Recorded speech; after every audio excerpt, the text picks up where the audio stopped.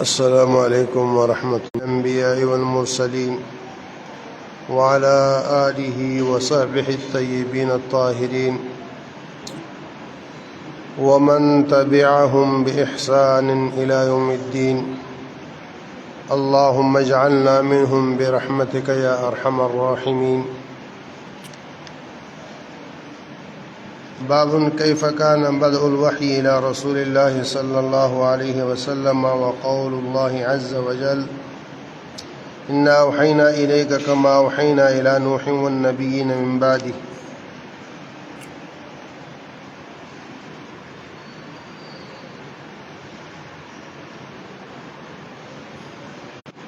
میرے معزز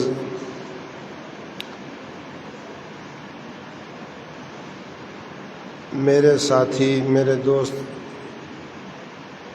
میرے بزرگ اساتذہ کرام، میرے بھائیوں، میرے دوستوں، میرے عزیزوں، حضرات طلباء کرام و طالبات،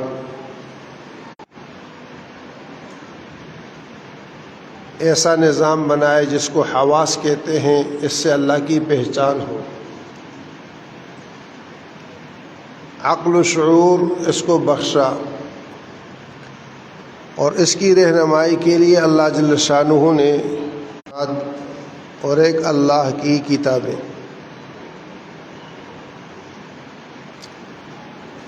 اور یہ سلسلہ جیسے کہ اس آیت کی تلاوت کے اعتبار سے ہمیں معلوم ہو رہا، انا اوحینا الیک کما اوحینا الی نوح،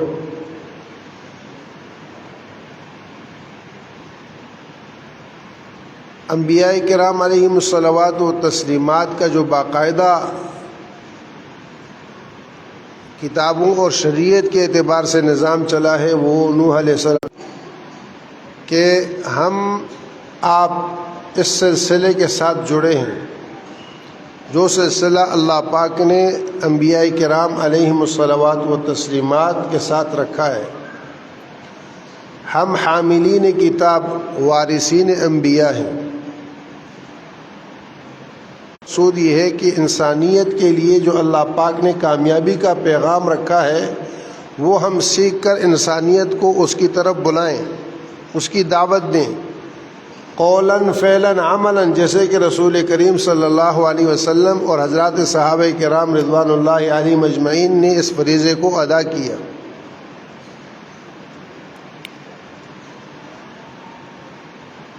ورثۃ الانبیاء، علماء انبیاء کے وارث ہیں، اور وراثت میں ہر چیز کے اعتبار سے وراثت ہوتی ہے۔ نبی جس طرح زندگی گزارتا ہے، وارثین کے اعتبار سے بھی ان کے لیے بھی وہی چیزیں ہیں۔ سمجھنے اور سمجھانے کے لیے اللہ پاک نے نبی بھیجے، قرآن کریم کی تعلیم اور تربیت کے لیے رسول کریم صلی اللہ علیہ وسلم کو اللہ جل شانہ نے مبعوث فرمایا۔ قرآن اس امت کو دیا گیا، اور قرآن کی تعبیر، تشریح رسول کریم صلی اللہ علیہ وسلم ہے۔ اس کا عملی نمونہ صحابہ ہے۔ قرآن کو رسول کریم صلی اللہ علیہ وسلم سے لینے والے لفظاً، معناً، ظاہراً، باطناً، قولاً، فعلاً کیا تھا؟ بعد کے لوگوں کی بات نہیں معتبر۔ آج کوئی کہے میں قرآن کو سمجھتا ہوں، میں حدیث کو سمجھتا ہوں، اور صحابہ کی تعبیر سے ہٹ کر ہے تو وہ قرآن کو نہیں سمجھا، وہ حدیث کو نہیں سمجھا۔ جو عمل سیدنا صدیق اکبر رضی اللہ تعالیٰ عنہ کے دور میں ہوا وہ اصل ہے، جو عمل سیدنا عمر بن خطاب رضی اللہ تعالیٰ عنہ کے دور میں ہوا وہ اصل ہے، جو عمل آپ علیہ السلام نے ہمیں اس کی تعلیم دی، اس کا حکم دیا امت کی رہنمائی کے لیے۔ قرآن ہے، سنت ہے۔ ان میں فقہا کا درجہ اونچا ہے، فقیہ محدث ہوتا ہے۔ یہ بات اچھی طرح سمجھنا۔ لوگ کہتے ہیں امام ابو حنیفہ رحمۃ اللہ علیہ کو حدیث معلوم نہیں تھی۔ بغیر حدیث کے معلوم کہ کوئی فقیہ ہو نہیں سکتا، لیکن فقیہ محدث ہو یہ ضروری ہے۔ بغیر حدیث کے کوئی فقیہ ہو نہیں سکتا۔ امام مالک رحمہ اللہ، امام شافعی رحمہ اللہ، امام احمد بن حنبل رحمہ اللہ، ایسے ہی امام ابو حنیفہ رحمہ اللہ، اور فقہا میں جو درجہ امام ابو حنیفہ رحمہ اللہ کا ہے وہ سب سے ممتاز ہے۔ تمام عالم انتہائی ذہین، اس کی ذہانت کا عالم یہ ہے کہ وہ ابھی وہ او لیول کے 3 سال کے پرچے اکٹھے دے رہا ہے، اور وہ ایک دفعہ ایک سبق دیکھ لیتے ہیں، اس کو دوبارہ دیکھنے کی ضرورت نہیں ہو رہی۔ تو اس پر میں نے ان سے بھی کہا، آپ سے بھی عرض کرتا ہوں کہ اکثر ذہین گمراہ ہو جاتے ہیں، اور ان کی ذہانت گمراہی کا وجہ اس وجہ سے ہوتی ہے کہ ذہین آدمی ذہانت تھی، یہاں ذہن نہیں چلتا، ذہانت نہیں چلتی، یہاں تو اتباع چلتی ہے، نقل چلتی ہے، اور بڑوں کو دیکھ کر چلنا پڑتا ہے، اور کسی سے پوچھتے بھی تو آگے سے غصے ہو جاتے ہیں۔ خیر بہرحال والدین کی دعائیں تھیں، ان کی توجہ تھی، اللہ رب العزت نے حفاظت فرمائی۔ اور جب دور حدیث کے سال میں پہنچے سوچ رہا تھا، میں نے کہا ہمارا اس عمر میں یہ حال ہے، اور حضرت کو اللہ پاک نے جو عمر عطا فرمائی، ہماری عمر جتنی ہے اتنی ان کی صرف حدیث کی خدمت ہے، جتنی ہماری زندگی ہے اتنا انہوں نے صرف حدیث کی خدمت کی ہے۔ لیکن صحیح راستہ اہدنا الصراط المستقیم جس کو کہا جائے، اللہ جل شانہ تک صحیح، مضبوط، سیدھا، آسان راستہ، تو بہرحال اس کو سمجھنے کے لیے صحابہ کرام رضوان اللہ علیہم اجمعین اور حضرات صحابہ کرام رضوان اللہ علیہم اجمعین کے عمل کو امت تک صحیح طور پر پہنچانے والے فقہاء کرام ہیں کہ تمام احادیث کی کتابوں میں بخاری شریف صحیح ترین کتاب ہے، لیکن اس کا یہ مطلب نہیں ہے کہ باقی صحیح نہیں ہیں، اس کا یہ مطلب نہیں ہے، اور یہ مطلب بھی نہیں ہے کہ اس میں کوئی ضعیف نہیں ہے۔ امام ابو حنیفہ رحمہ اللہ کے شاگردوں کے، امام مالک کے بھی شاگرد ہیں، تو بہرحال فقہا اس سے پہلے تھے، احادیث اس سے پہلے بھی تھیں، امام بخاری بہت بعد میں آئے۔ اب کوئی شخص یہ کہے کہ نہیں، یہ غلط ہے، یہ تعبیر غلط ہے، یہ سوچ غلط ہے۔ امام ابو حنیفہ رحمہ اللہ، امام مالک رحمہ اللہ، امام ابو یوسف اور دوسرے حضرات یہ ان سے قبل گزرے ہیں، اور انہوں نے جو اللہ رب العزت کا شکر ادا کرنا چاہیے کہ اللہ جل شانہ نے ہمیں ان حضرات سے نسبت نصیب فرمائی ہے۔ اور پھر مختلف موقعوں پر مختلف فتنے اٹھتے ہیں،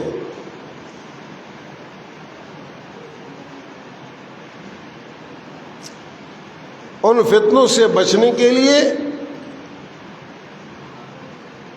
اپنے آپ کو اپنے بزرگوں اور اپنے اکابر کے ساتھ جوڑا جائے، اور عمل میں دیکھا جائے کہ ان کا عمل کیا تھا۔ ہر آدمی اٹھ کر کوئی نہ کوئی دعویٰ کرے گا، ہمیں اس دعوے کو ان کے عمل پر پرکھنا ہے۔ میں ایک چیز سمجھتا ہوں اور یہ عرض بھی کرتا ہوں کہ جس چیز کو علامہ انور شاہ کشمیری رحمہ اللہ نے نہیں سمجھے، خلیل احمد سہارنپوری رحمہ اللہ نہیں سمجھے، مولانا اشرف علی تھانوی رحمہ اللہ نہیں سمجھے، حسین مدنی رحمۃ اللہ علیہ نہیں سمجھے، شیخ زکریا رحمۃ اللہ علیہ نہیں سمجھے، یہ اساتین علم ہیں۔ اور اگر دور کے اعتبار سے دیکھا جائے تو علامہ شاہ انور شاہ کشمیری رحمہ اللہ وہ کمزور ہے، لیکن بنسبت بعد والوں کے ان کے علوم پر اعتماد کیا جا سکتا ہے، ان کے تقوی پر اعتماد کیا جاتا ہے، ان کے تسلط پر اعتماد کیا جاتا ہے، ان کی رہنمائی پر اعتماد کیا جا سکتا ہے۔ نے مجھے آپ کو ایک موقع دیا ہے، اور اس پر اللہ پاک کا شکر ادا کرتے ہوئے ہم اس موقع کو صحیح معنوں میں استعمال کر لیں۔ یہ راستہ ادب والا راستہ ہے، جیسے کہ مولانا بات کر رہے تھے، اس میں جس کو جو ملا وہ ادب سے ملا ہے، جتنا ادب ہوگا اتنا نفع ہوگا، جتنی عاجزی ہوگی۔ اور بھائی جہاں انسان رہتا ہے نا، وہاں اس جگہ کا خیال رکھنا ضروری ہے۔ ہمارے اساتذہ ہمیں بتاتے تھے کہ صرف یہ نہیں کہ آپ ایک استاد سے پڑھ رہے ہیں، اور یہ تعلیم ہوتی تھی کہ دیوبند میں آنے والا ہر بچہ وہ دارالعلوم دیوبند کے چوکیدار اور دارالعلوم دیوبند کے باورچی اور خادم کی بھی اتنی ہی عزت کریں جتنی کہ استاد کی کرتے ہیں۔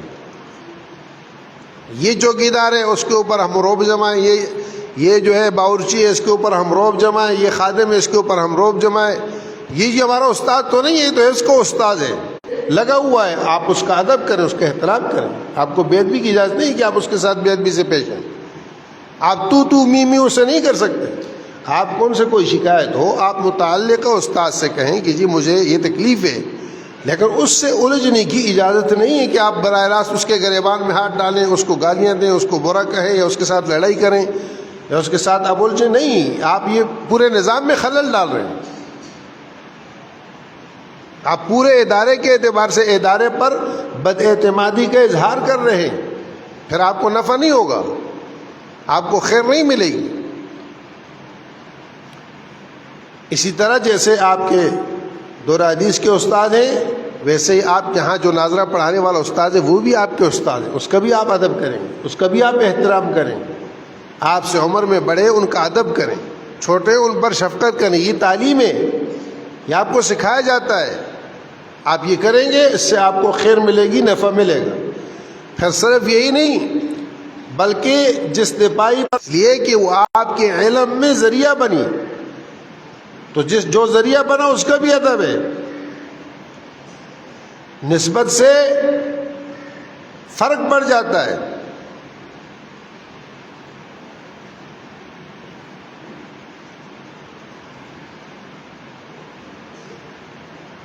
کتاب کا ادب، تباہی کا ادب، اور ہر چیز کے اعتبار سے، اور جو سب سے زیادہ اہم بات جو کرنے کی بھی ہے اور ضروری بھی ہے وہ یہ ہے کہ باہر سے جو لوگ آتے ہیں نا وہ سمجھتے ہیں یہ فرشتے ہیں۔ یہ کیا ہیں؟ فرشتے ہیں۔ مولویوں کو فرشتے سمجھتے ہیں، یہ ان کا اعتقاد ہے۔ لیکن وہ یہاں جب بدن صاف ہو، کپڑے صاف ہو، یہ شرط ہے نماز کے لیے، طہارت شرط ہے۔ حضور صلی اللہ علیہ وسلم نے صحابی کو دیکھا میلے تھے کپڑے، فرمایا کہ تم سے اتنا ہی ہوتا کہ اس کو دھو لو۔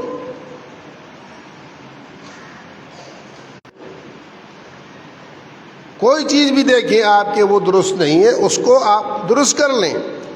کوئی لڑکا شرارت کر رہا ہے، غلط کر رہا ہے، تو یہ نہیں کہ جی استاد منع کریں، نہیں، آپ اس کو پیار سے کہہ دو کہ ایسا نہیں کرو بھائی، اس کو سمجھا دو، غلطی سے روک دو۔ یہ یہاں سیکھنے کی چیزیں ہیں۔ دلوں میں دین کی عظمت ہے۔ ایک چھاپڑی والا، ریڑھی والا، دکان والا، ملازمت والا، مزدوری والا وہ صف اول میں آئے، اور یہاں ہم دن رات اللہ اور اس کے رسول کی بات کرنے والے، دین سیکھنے والے، ہم سے 2 رکعتیں رہ جائے، 3 رکعتیں رہ جائیں، اور ہم وہاں لیٹرین پہ کھڑے ہوں، بعد میں آئے، شرم کی بات ہے۔ ہمیں تکبیر اولیٰ کا اہتمام کرنا چاہیے بنسبت باہر والوں کے۔ اور آپ یقین کریں کہ بسا اوقات جو ریڑھی اور چھاپڑی والا ہوتا ہے اس کو صف اول میں دیکھیں تکبیر اولیٰ سے پابندی کرتا ہے۔ اور اس کے ساتھ ساتھ بھائی اپنی زبان کی، اپنی آنکھ کی، اپنے ظاہر کی، باطن کی حرام سے حفاظت کرنا یہ ضروری ہے۔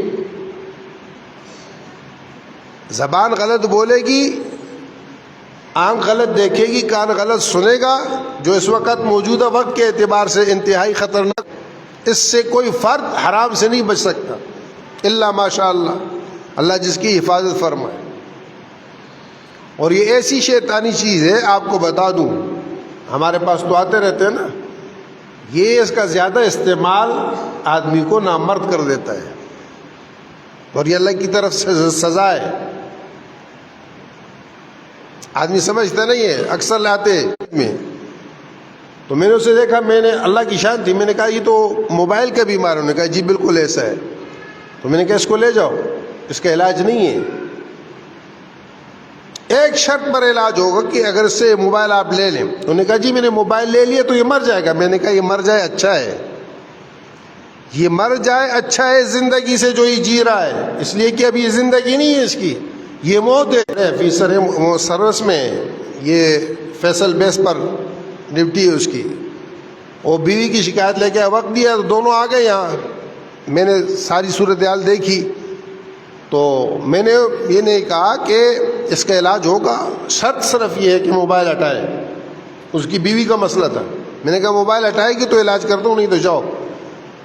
تو اس نے کہا جی ہٹا دوں گی۔ میں نے کہا ابھی دو شوہر کو، ابھی تو آپ سے عرض یہ کرنا ہے کہ بھائی اللہ کا واسطہ ہے، آپ بچے ہو، آپ کی عمر ابھی کچھ نہیں ہے، اس لعنت سے اپنے آپ کو بچاؤ۔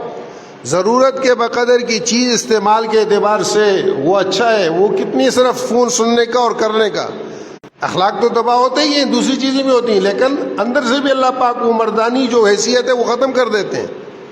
یہ سزا ہے، اس سے اپنے آپ کو بچاؤ۔ دوسرا سب سے بڑی اللہ پاک کی ناراضگی کا باعث آنکھ کا غلط استعمال، کان کا غلط استعمال، پھر اندر کے جذبات جب بنتے ہیں تو ایمان کہاں سے رہے گا؟ اور یہ علم جیسے مولانا کہہ رہے تھے کہ یہ اللہ کا نور ہے، نور من الہی ونور اللہ لا یعطی لعاصی۔ اللہ اپنا نور گناہگار کو نہیں دیتا، نافرمان کو نہیں دیتا۔ آنکھ کی صفائی ضروری ہے، جذبات کی صفائی ضروری ہے، اور اس کا ایسے بھی تجربہ ہے، جو بچے آتے ہیں نا حفظ والے کہ جی دل نہیں لگتا، اب ہر طرح کی تمام یعنی وہ تدبیریں اختیار کر لیتے ہیں اور وہ معاملہ نہیں بنتا۔ یہ پچھلے سال کی بات ہے، ہمارے جو مؤذن قاری ندیم صاحب، تو وہ رونے لگے، مجھ سے کہنے لگے کہ جی وہ ان کا بیٹا ہے حنزلہ یا کیا نام ہے اس کا، بڑا بیٹا ہے، ابھی وضو ہے تو ٹھیک ہے، نہیں تو تازہ وضو بناؤ اور جا کر 2 رکعت نفل پڑھو، اور 2 رکعت نفل کے بعد تم اللہ پاک سے صرف یہ کہو کہ اللہ مجھے معاف کر دے۔ آزمودہ نسخہ ہے، اللہ کی قسم کھاتا ہوں کہ اور کوئی ترغیب نہیں دی میں نے ان کو، کوئی لمبی چوڑی بات نہیں کی، لیکن اس کا حل یہ نہیں ہے کہ ہم پھر مزید باقی ہوں۔ اس کا حل یہ ہے کہ وضو بنائیں، آ کر 2 رکعت نفل ادا کریں، اس کے بعد اللہ سے کہیں اللہ ہمیں معاف کر دے۔ اول تو کوشش کرنی ہے کہ ہم حرام سے بچیں، لیکن بالفرض کہیں غلطی ہوتی ہے اور ہو جاتی ہے، زبان غلط استعمال ہو گئی، آنکھ نے غلط دیکھ لیا، کان نے غلط سن لیا، بحیثیت انسان کے ہم سے یہ چیز ساتھ ہو۔ حضرت فرماتے ہیں کہ حدیث میں آتا ہے ہر معاملے میں استخارہ کیا جائے، اور روزانہ کے اعتبار سے اللہ پاک سے استعانت مانگی جائے، اور روزانہ کے اعتبار سے توبہ کی جائے۔ تو حضرت فرماتے ہیں کہ میں 24 گھنٹے میں 1 مرتبہ 2 رکعت صلاۃ استعانہ، توبہ اور استخارہ کی نیت سے ادا کر لیتا ہوں، اور اللہ پاک سے ان تینوں کی نیت کے اعتبار سے دعا مانگ لیتا ہوں کہ اللہ میرے جتنے امور ہیں ان میں استخارہ کرتا ہوں، میرے لیے رہنمائی فرما، اور جتنے گناہ اور جو غلطیاں ہوئی ان سے توبہ کرتا ہوں، معاف فرما، اور اے اللہ میرے جتنے امور ہیں میرے لیے آسانی فرما۔ تو یہ روزانہ کے اعتبار سے 2 رکعت پڑھنا کوئی مشکل تو نہیں ہے، یہ اس کی عادت بنا لیں۔ اللہ پاک بھائی مجھے آپ کو سب کو سمجھ اور عمل کی توفیق نصیب فرما۔ سیدنا و مولانا محمد و آلہ و صحبہ اجمعین۔ یا اول الاولین یا آخر الآخرین یا ذا القوة المتین یا راحم المساکین یا ارحم الراحمین یا حلیم یا علیم یا علی یا عظیم یا اول یا آخر یا ظاہر یا باطن انک علی کل شیء قدیر۔ اللهم اهدنا فيمن هديت وعافنا فيمن عافيت وتولنا فيمن توليت وبارك لنا فيما أعطيت وقنا واصرف عنا شر ما قضيت فإنك تقضي ولا يقضى عليك إنه لا يذل من واليت ولا يعز من عديت تباركت ربنا وتعاليت نستغفرك ونتوب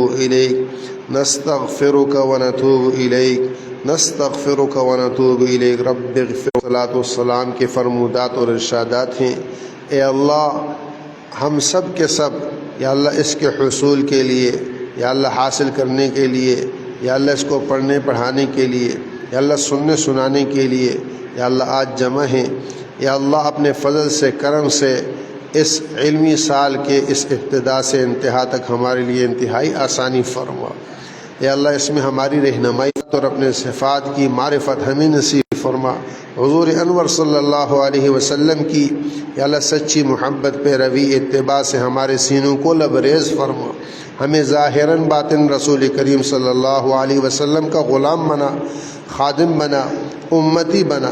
اے کریم اللہ اپنے کرم فضل لطف اور احسان سے اس کلام کی برکت سے، اس کے نور کی برکت سے یا اللہ ہم سب کے لیے دنیاوی اخروی ظاہری باطنی یا اللہ تمام امور میں آسانیاں پیدا فرما، مشکلات کو دور کی یا اللہ تمام جائز حاجات کو اپنے اللہ غیب کے خزانوں سے پوری فرما۔ اے کریم اللہ تمام امت کی مشکلات کو دور فرما، اہل غزہ کی مدد فرما، نصرت فرما، اعانت فرما۔ اے اللہ شہداء کے درجات کو بلند فرما، زخمیوں کو صحت عطا فرما۔ اے اللہ ہمارے بہنوں اور بھائیوں کی مدد فرما، دنیا بھر کے مظلوموں کی مدد فرما۔ بلاد اسلامیہ، ممالک اسلامیہ، حرمین شریفین، ہمارے مدارس، مکاتب، مراکز یا اللہ مساجد کی حفاظت فرما۔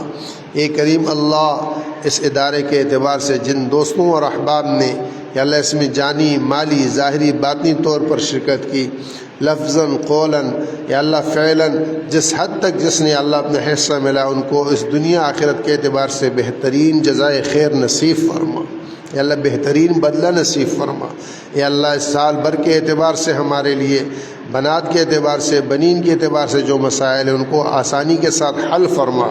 اے اللہ بنات کے لیے جگہ کا انتظام فرما، اور بنین کے اعتبار سے بھی یا اللہ جو مسائل ان کو حل اس کے لیے غیب سے اسباب مہیا فرما۔